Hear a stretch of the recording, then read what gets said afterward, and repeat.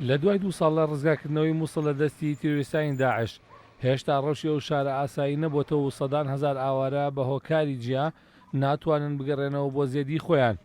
ئەنجومەنی نەرویژی بۆ پەنابەران ڕایگەیاندووە زیاتر لە 300 هەزار دانیشتووی مووسڵ هێشتا ئاوارن و دوور لە ماڵ و حاڵیان دەژین. ئەو ژمارەیەش نزیکەی پێنجێکی تێگەڕای ئاوارەکانی عێراق پێک دەهێنێت کە ژمارەیان 1,600,000 ئاوارەیە. محەممەد حەسەن و خێزانە 8 کەسیەکەی لە کەمپی حەمام عەلیل دەژین و هەموو ئومێدێکیان لەسەر ئەو کامپەیە. الوضع جيد جدا هناك بالنسبة للأمان جيد. القوات الأمنية معاملتها جيدة وحرص على أمن جيد. ڕەوشی ئێرە لە ڕووی ئاسایش و ئارامیەوە زۆر باشە. ئێرە سەقامگیر و هێزە ئەمنیەکان بە باشی ئەمنیەتی ناوچەکەیان پاراستووە. بەڵام لە مووسڵی کۆن خزمەتگوزاری زۆر کەمە. ژێرخانی ناوچەکە و خانوو و ڕووخاوەکان ماونەتەوە. هاوکاری زۆر کەمە و کێشەی کارەبا و خزمەتگوزاری هەیە. هۆکاری هەموو ئەمانە دەگەڕێتەوە بۆ حکومەت.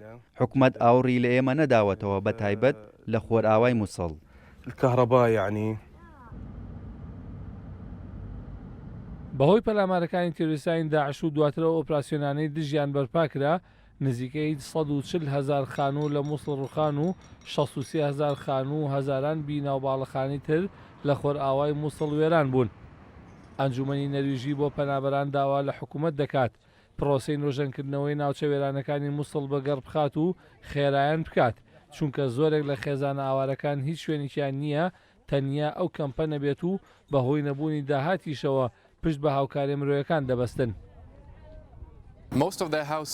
زۆرێک لە خانووەکان ڕووخەون و ئاوارەکان لەلایەن حکوومەتەوە پشگیری پێویست ناکرێن و ئەوانەیش ناتوانن تێچووی نۆژەنکردنەوەی خانووەکانیان بدەن.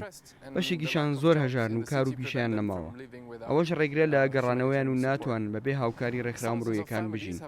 هاوکار زۆرێک لەو خەڵکە لە کاتی شەڕی دژ بە داعش ناسنامەکانیان ون بوو و ڕێگە بە گەڕانەوەیان نادرێت.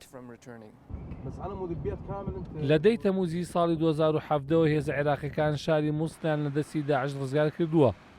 لە سەدا هەفتاوەشی دانیشتوانی شارەکەش ڕایان گەیاندووە خانووەکانیان بەشێکی یاخود بە تەواوی ڕووخاوە. بە تەنیا لە سەدا 4 ئاوارەکانیش نیەتی خۆیان بۆ گەڕانەوە بۆ سەر ماڵ و حاڵیان لەم ساڵدا ڕاگەیاندووە.